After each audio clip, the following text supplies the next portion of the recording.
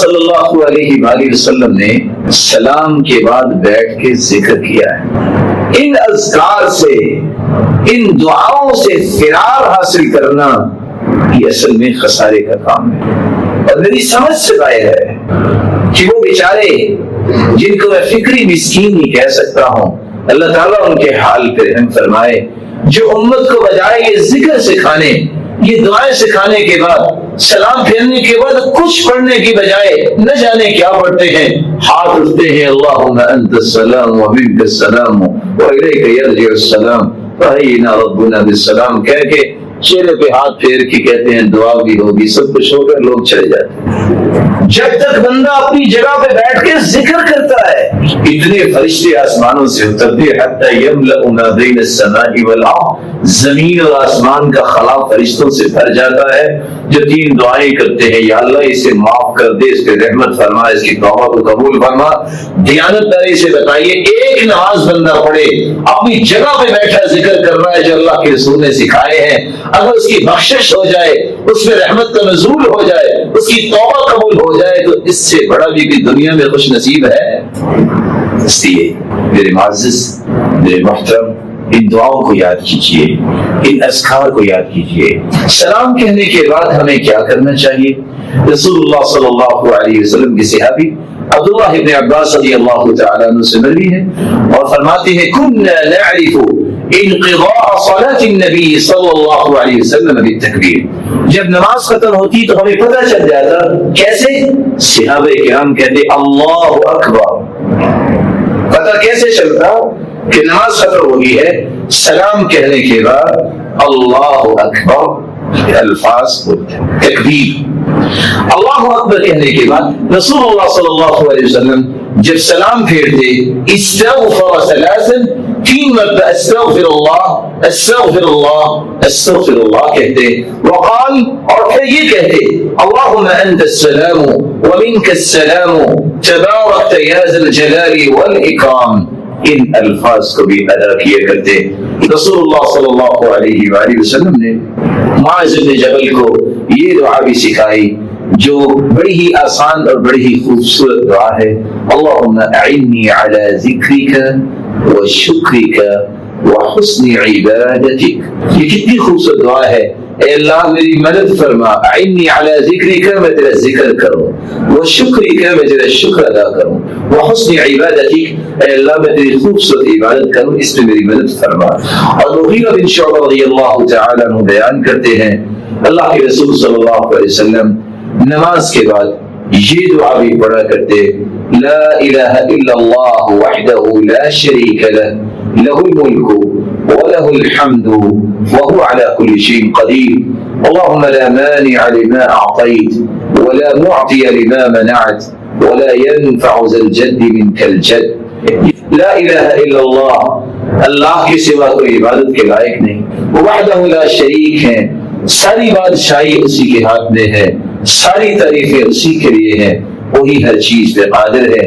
اللہ جس سے تو روک لے کوئی دے نہیں سکتا، اللہ جسے تو عطا کر دے اسے کوئی روک نہیں سکتا۔ اے اللہ تیری ہی بادشاہت ہے، الہ العالمین، لا ينفع ذا الجد منک الجد، کوئی بڑے سے بڑا ہو اس کا بڑا ہونا کوئی فائدہ نہیں دے سکتا جب تک تیرا فیصلہ نہ ہو۔ ابو زبیر رضی اللہ تعالیٰ عنہ فرماتے ہیں ہر نماز کے بعد عبداللہ ابن زبیر رضی اللہ تعالیٰ عنہ سلام پھیرنے کے بعد یہ دعا پڑھا کرتے اور ساتھ یہ کہتے کہ اللہ کے رسول صلی اللہ علیہ وسلم بھی نماز کے بعد یہ دعا پڑھا کرتے تھے، لا الہ الا اللہ وحدہ لا شریک لہ، لہ الملک ولہ الحمد وهو على كل شيء قدیر، لا حول ولا قوة الا باللہ، لا الہ الا اللہ ولا نعبد الا ایاہ، له النعمة وله الفضل وله الثناء الحسن، لا إله إلا الله مخلصين له الدين ولو كره الكافرون۔ جناب ابو امامہ رضی اللہ تعالی عنہ سے روایت ہے رسول اللہ صلی اللہ علیہ وسلم نے فرمایا جو فرض نماز کے بعد آیت الکرسی پڑھ لیتا ہے اس کے اور جنت کے درمیان صرف موت کا پردہ حائل ہے، تو آیت الکرسی بھی پڑھنی چاہیے۔ اور کعب بن عجرہ رضی اللہ تعالی عنہ روایت کرتے ہیں معقبات لا يخيب قائلهن کچھ ایسے کلمات جن کے کہنے والا کبھی بھی اس کا نقصان نہیں ہوگا، اور وہ کون سے کلمات ہیں؟ 33 تسبیحہ، 33 مرتبہ سبحان اللہ، و 33 تحمیدہ، 33 مرتبہ الحمدللہ، و 34 تکبیرہ، 34 مرتبہ اللہ اکبر۔ یہ کلمات جو کہہ دیتا ہے کبھی بھی وہ نقصان نہیں اٹھائے گا۔ اور دوسری روایت کے الفاظ ہیں کہ اگر آپ 33 مرتبہ سبحان اللہ، 33 مرتبہ الحمدللہ، 33 مرتبہ اللہ اکبر کہیں، یہ ہو جائیں گے 99، اور 100 پورا کرتے وقت یہ کہیں لا الہ الا اللہ وحدہ لا شریک لہ لہ الملک ولہ الحمد وہو علی کل شیء قدیر۔ صحیح مسلم کی روایت ہے 1351۔ تو جتنے بھی انسان کے گناہ ہوں گے اللہ ذل جلال اس کو معاف فرما دیتے ہیں۔ آپ کبھی یہ کر سکتے ہیں اور کبھی یہ کر سکتے ہیں، اور تیسرا طریقہ بھی یہ ہے کہ آپ 10 مرتبہ سبحان اللہ، 10 مرتبہ الحمدللہ، اور 10 مرتبہ اللہ اکبر بھی کہہ سکتے ہیں۔ براء ابن عازب رضی اللہ تعالی عنہ روایت کرتے ہیں ہم اللہ کے رسول کے پیچھے نماز پڑھ رہے تھے، ہمارا یہ ذہن ہوتا تھا کہ ہم دائیں طرف بیٹھے کہ آپ کا چہرہ انور دائیں طرف پہلے سلام پھیریں گے تو نظر آئے گا، آپ صلی اللہ علیہ وسلم ہماری طرف متوجہ ہوں گے۔ میں نے سنا آپ نماز سے فارغ ہوئے تو آپ یہ دعا بھی کر رہے تھے، رب قنی عذابک یوم تبعث او تجمع عبادک، رب قنی عذابک، اے اللہ تو مجھے اپنے عذاب سے بچا، کب؟ یوم تبعث عبادک او تجمع عبادک، جب تو پوری کائنات کو اپنے پاس جمع کرے گا۔ یہ وہ دعائیں ہیں جو رسول اللہ صلی اللہ علیہ وسلم سلام کے بعد مانگا کرتے۔ سلمان دنیا جہان کی ترتیبات سے واقفیت تو حاصل کر لیتا ہے، مینرز، ایٹیکیٹ تو اس کو آ جاتے ہیں، لیکن اس بیچارے کو اس بات کا پتہ نہیں چلتا کہ کون سا کام نماز سے پہلے کرنا ہے اور کون سا کام نماز کے اندر کرنا ہے۔ کچھ بھول جاتے ہیں، ان کو خیال ہی بال درست کرنے کا اس وقت آتا ہے جب نماز شروع کرتے ہیں۔ کچھ بیچارے نماز شروع ہوگی اور ابھی ان کو خیال ہوتا ہے اف میرے تو لباس پہ سلوٹیں پڑی ہوئی ہیں، تو ان کو درست کرنے کا یہی شاید موقع ہے، پھر تو شاید نہ مل سکے۔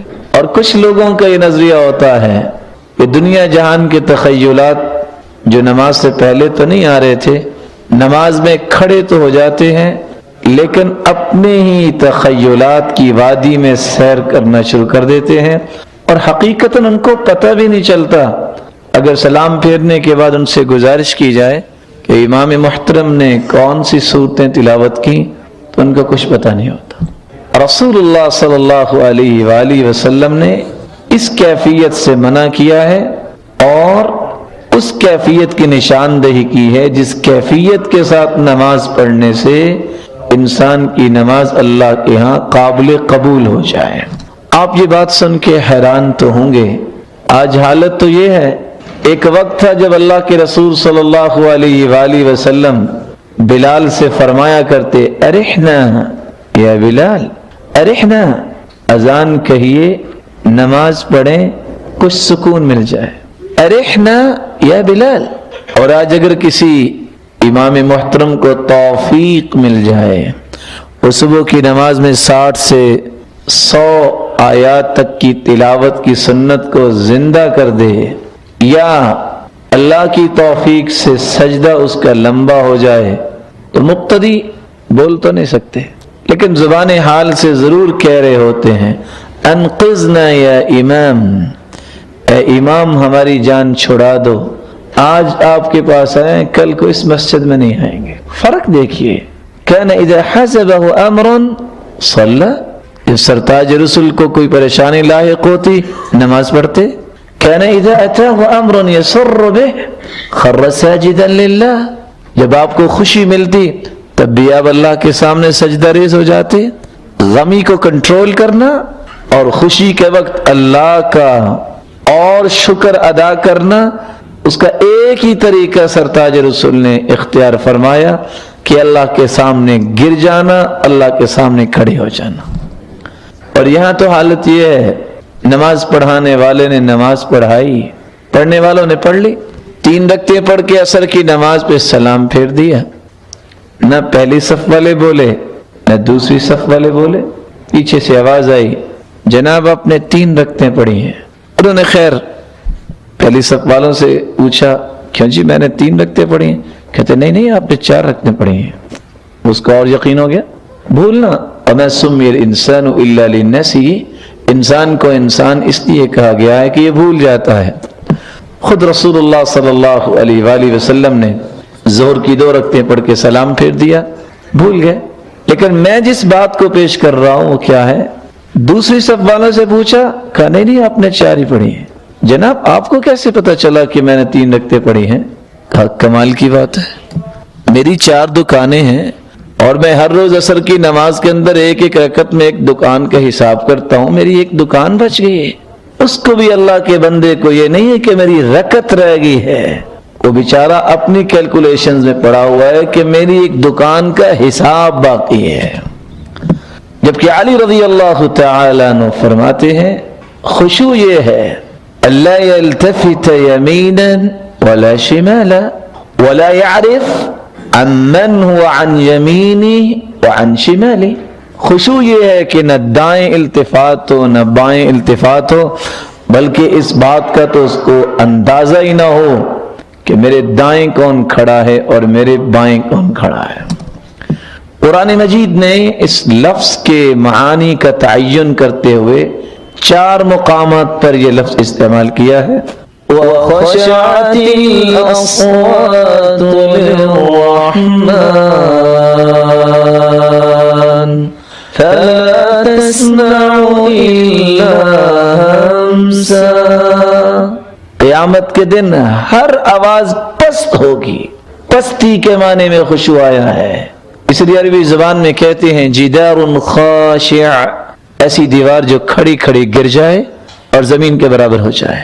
اس انداز سے انسان اللہ کے سامنے کھڑا ہو جائے، کم مائگی کا اظہار کرتے ہوئے، اپنے آپ کو گرا کر تخیلات کی وادی میں سیر نہ کرتا ہو، بلکہ قلب و قالب اللہ کی طرف لگا لے۔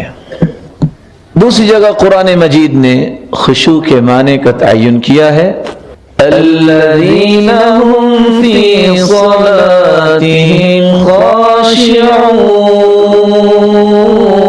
خاشعون، خاشعون ای سکنت جوارحهم، وہ لوگ جو عبادت اس انداز سے کرتے ہیں کہ ان کے اعضاء سکون اختیار کرتے ہیں، طمأنینت ان کے اندر آ جاتی ہے۔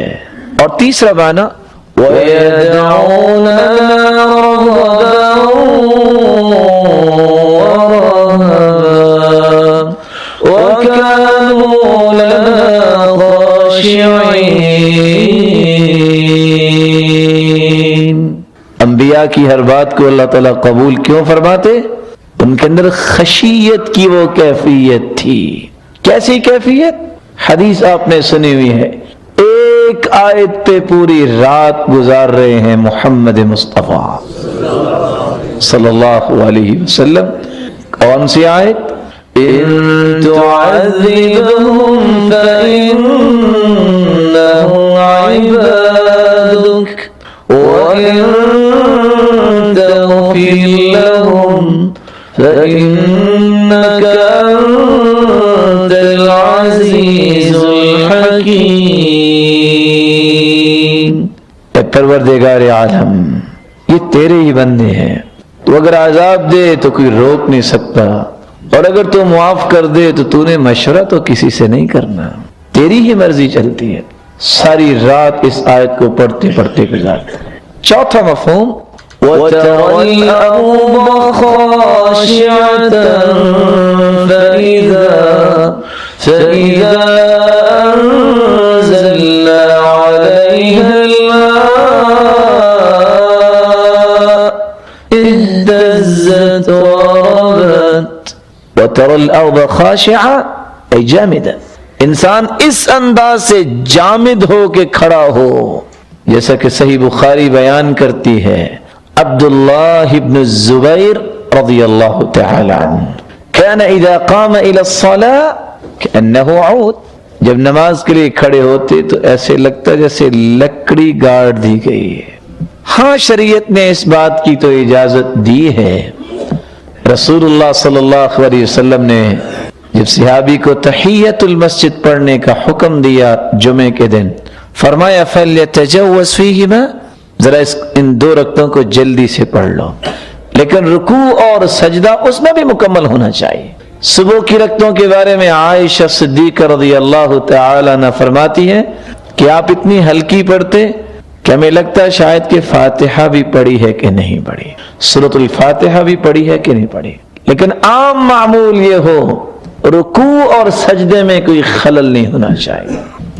اس لیے رسول اللہ صلی اللہ علیہ وآلہ وسلم نے فرمایا ما من مسلم تحضره صلاة مکتوبہ، جس شخص کی زندگی میں فرض نماز کا وقت ہو گیا، فیتوضأ، وضو کرتا ہے، فیحسن وضوءها وخشوعها ورکوعها الا كانت له كفارة لما قبلها، اس نے وضو بھی اچھا کیا، خشوع بھی اچھا کیا، رکوع بھی اچھا کیا، تو مالک الملک اس خشوع والی نماز کو کفارہ بنا دیتے ہیں۔ لیکن آج کل اللہ تعالیٰ جوانوں کی جوانی کی حفاظت فرمائے، جب نوجوان وضو کرتا ہے تو اس بیچارے کو اپنے بالوں کی ترتیب اور سیٹنگ کا ہی فکر رہتا ہے، مسح کرتے وقت بھی ہاتھ سر کے اوپر سے گزار لیتا ہے کہ وہ ڈیزائن خراب نہ ہو جائے۔ جبکہ بندہ مومن جب وضو کرتا ہے، ہاتھ دھوتا ہے، تو اس کے ذہن میں یہ ہونا چاہیے کہ اللہ تعالیٰ نے ہاتھوں کے گناہوں کو معاف کر دیا ہے۔ چہرے کو دھوتا ہے تو پلکوں کے نیچے چھپے ہوئے گناہوں کو بھی مالک معاف فرما دیتے ہیں۔ بلکہ رسول اللہ صلی اللہ علیہ وسلم نے فرمایا فَإِنْ هُوَ قَامَ وَصَلَّى وَأَثْنَى عَلَيْهِ وَمَجَّدَهُ بِمَا هُوَ أَهْلُهُ وَفَرَّغَ قَلْبَهُ لِلَّهِ، اگر وضو کرنے کے بعد کوئی کھڑا ہو گیا ہے، اللہ کی تعریف کی ہے جو اس کی شان کو لائق ہے، تمجید بیان کی ہے، اور دل کو خالی کر کے کھڑا ہوا ہے، إِلَّا انصَرَفَ مِنْ خَطِيئَتِهِ كَيَوْمَ وَلَدَتْهُ أُمُّهُ، جب سلام پھیرتا ہے ویسے تو نماز سے فارغ ہو کے بیٹھتا ہے، لیکن حدیث یہ کہہ رہی ہے وہ اس طرح ہو جاتا ہے جیسے اس کی ماں نے اس کو آج ہی جنا ہے، کوئی بھی گناہ نہیں باقی بچتا۔ اور تیسری سعادت عقبہ بن عامر رضی اللہ تعالی عنہ کی روایت میں ہے جو صحیح مسلم میں ہے، رسول اللہ صلی اللہ علیہ وآلہ وسلم نے فرمایا ما من مسلم یتوضأ، کوئی بھی مسلمان جب وضو کرتا ہے پھر نماز پڑھتا ہے، ثم يقوم فيصلي ركعتين يقبل بوجهه وقلبه، اپنے چہرے کو بھی قبلے کی طرف لگا لیتا ہے اور دل میں بھی اللہ کی خشیت ہوتی ہے، الا وجبت له الجنہ، اللہ تو قیامت کے دن اس کے لیے جنت کو واجب قرار دے دیں گے۔ اللہ سبحانہ وتعالی ہمیں اس بات کی توفیق عطا فرمائے۔ عبداللہ ابن الشخیر رضی اللہ تعالی عنہ فرماتے اتیت النبی صلی اللہ علیہ وسلم وَلِصَدْرِهِ عَزِيزٌ كَعَزِيزِ الْمِرْجَلِ مِنَ الْبُكَاءِ، آج تو وہ دور ختم ہو گیا ہے۔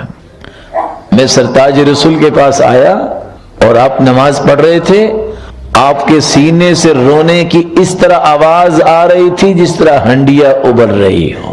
وَلِصَدْرِهِ عَزِيزٌ كَعَزِيزِ الرَّحَاءِ مِنَ الْبُكَاءِ كَمَا فِي رِوَایَةٍ أُخْرَى، اور دوسری روایت میں آتا ہے اس طرح آواز آتی جیسے چکی چل رہی ہے۔ اللہ کے رسول صلی اللہ علیہ وآلہ وسلم نے خشوع اختیار بھی کیا اور صحابہ کو اس کا سبق بھی دیا، اور صحابہ کرام نے زندگی اسی انداز سے ہی گزاری۔ دیکھیے عروہ رضی اللہ تعالی عنہ شام کی طرف تجارت کی غرض سے نکلے، بیٹا ساتھ ہے، راستے میں پاؤں میں ناسور نکلا، طبیب نے کہا کہ یہ پاؤں کاٹ دیا جائے وگرنہ ساری ٹانگ کاٹنی پڑے گی۔ کہا یہ کیسے ممکن ہوگا؟ کہا مرقد ایک بوٹی ہے نشاور، استعمال کر لو۔ تو چلو اس کا کوئی کرتے ہیں، کہا یہ نہیں ہو سکتا، ایمان کی حالت میں نشہ آور چیز نہیں لے سکتا۔ یہ تو آج کل کا ایمان ہے نا کہ ہے بھی مومن اور سگریٹ نوش بھی ہے، کیسے ہو گیا؟ اور تعجب اس بات پہ ہے کہ کہنے والے مانتے بھی ہیں کہ گناہ ہے لیکن کہتے ہیں صغیرہ گناہ ہے۔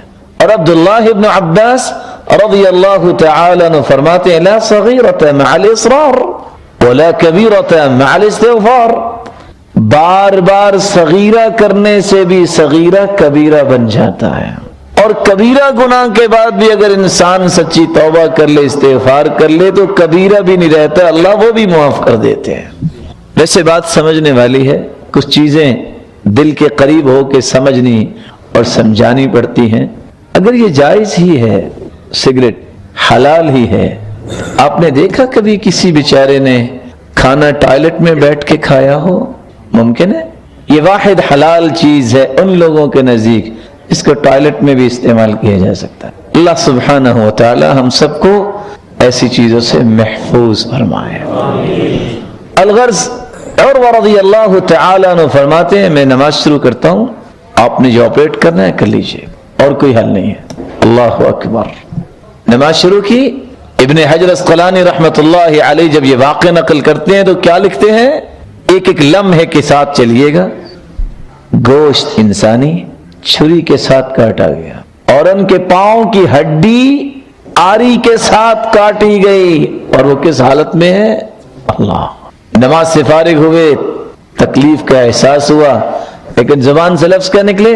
اللہم لک الحمد حتی ترضا، اللہ جب تک تو راضی نہ ہو جائے تیری ہی تعریف ہے۔ اس وقت علاج کا طریقہ تھا کہ پاؤں کو تپتے ہوئے تیل میں رکھا گیا، بے ہوش ہو گئے، ہوش میں آئے تو کہتے ہیں اللہم لک الحمد اذا رضیت، اللہ تو جب راضی ہو جائے پھر بھی تیری ہی تعریف ہے۔ لوگوں نے اطلاع دی کہ آپ کا بیٹا جو آپ کے ساتھ آیا تھا اس غم کو برداشت نہیں کر سکا، وہ اللہ کے پاس چلا گیا۔ کہتے ہیں اللہ کے پاس چلا گیا؟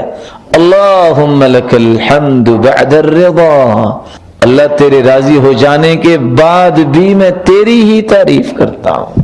تو نے 4 بیٹے دیے، ایک ہی بلایا اپنے پاس، باقی تو میرے پاس ہیں۔ 2 ہاتھ 2 پاؤں دیے، ایک ہی کٹا ہے، باقی تو میرے پاس ہے۔ رسول اللہ صلی اللہ علیہ وآلہ وسلم نے تربیت ہی اس انداز سے کی۔ کہنے والے نے کہا جو آج کل بھی لوگ کہتے ہیں، کسی مصیبت زدہ کو دیکھ کے کہتے ہیں اس نے کچھ کیا ہی ہوگا تو مصیبت اس پہ آئی ہے۔ ان اللہ اذا احب عبدا ابتلاہ، جب اللہ تعالیٰ کسی کو پسند فرماتے ہیں شرط یہ ہے کہ وہ استقامت والا انسان ہو، دیندار ہو، تو ایسے شخص کی آزمائش اللہ کی محبت کی نشانی ہوتی ہے۔ اور ایک انسان اگر نماز بھی نہیں پڑھتا تو اس کی آزمائش کا مطلب اس کے گناہوں کی وجہ ہوتی ہے۔ تو اس وقت پھر عروہ رضی اللہ تعالیٰ عنہ نے جب یہ بات سنی کہ لوگ میرے بارے میں کہہ رہے ہیں کہ اس نے کچھ کیا ہوگا، تو بول اٹھے لعمرک ما اہویت کفی بریبت ولا حملتنی نحو فاحشت رجلی ولا قادنی سمعی ولا بصری لها ولا دلنی رأی علیہا ولا عقالی۔ تم سمجھتے ہو کہ کسی گناہ کی وجہ سے ہے؟ لعمرک ما اہویت کفی بریبہ، اللہ کی قسم اس ہاتھ نے آج تک اللہ کی حرام کردہ چیز کی طرف آگے بڑھنے کی جرت ہی نہیں کی۔ ولا حملتنی نحو فاحشۃ رجلی، اللہ کی قسم اس ٹانگ پہ چل کر میں نے کبھی فحاشی کی طرف ایک قدم نہیں اٹھایا۔ ولا قادنی سمعی ولا بصری لها، نہ میری بصارت نے نہ میری سماعت نے مجھے مجبور کیا ہے کہ تم ناجائز چیز کو دیکھو۔ ولا دلنی رأی علیہا ولا عقلی، نہ میری رائے نہ میری عقل نے مجھے اس بات پر دلالت کی ہے کہ تم یہ اللہ کی نافرمانی کی طرف آؤ۔ اللہ نے یہ سارے پہلوؤں میں مجھے محفوظ ہی رکھا ہے۔ اللہ ایسا ایمان اور تقوی اور خشوع ہم سب کو نصیب فرمائے۔ اس لیے عبداللہ ابن المبارک رحمہ اللہ رحمۃ واسعہ، اور میں اپنے بھائیوں کو گزارش ہی کروں گا، نصیحت کروں گا کہ عبداللہ ابن المبارک رحمۃ اللہ علیہ کی سوانح حیات ضرور پڑھیں۔ یہ ایسا مربی انسان تھا اس کے ایک ایک کلمے میں تربیت ٹپکتی نظر آتی ہے. وہ کہا کرتے تھے من ترک فضول النظر منح الخشوع، جو فضول نظر سے اپنے آپ کو بچا لیتا ہے، حرام نظروں سے اپنے آپ کو بچا لیتا ہے، اللہ تعالیٰ اس کی آنکھوں میں خشوع پیدا کر دیتے ہیں. ومن ترک فضول الکلام منح الحکمہ، اور جو لغویات سے پرہیز کر لیتا ہے اللہ اس کی زبان پہ حکمت و دانائی کو جاری فرما دیتے ہیں. ومن ترک فضول الطعام منح لذة العبادہ، اور جو کھانے پینے میں احتیاط برتتا ہے، فضول کھانوں سے بچ جاتا ہے، اللہ اس کی عبادت میں لذت پیدا کر دیتے ہیں. ومن ترک فضول الضحک، اور جو فحش گوئی سے بچ جاتا ہے، کہا لگانے سے پرہیز کرتا ہے، منح الہیبہ، اللہ تعالیٰ اس کو ہیبت عطا کر دیتے ہیں. اللہ تعالیٰ ہمیں ان آداب اسلامیہ کو اپنی زندگی کا حصہ بنانے کی توفیق عطا فرمائے. لیکن اگر انسان خشوع اختیار نہیں کرتا، میرے بھائیوں میں اور آپ کمزور ہیں. اور سچی بات یہ ہے کہ بسا اوقات حالات اتنے بن جاتے ہیں کہ انسان دیکھ کے پریشان ہوتا ہے کہ یہ لوگ نماز بھی پڑھ رہے ہیں، کیا بنے گا؟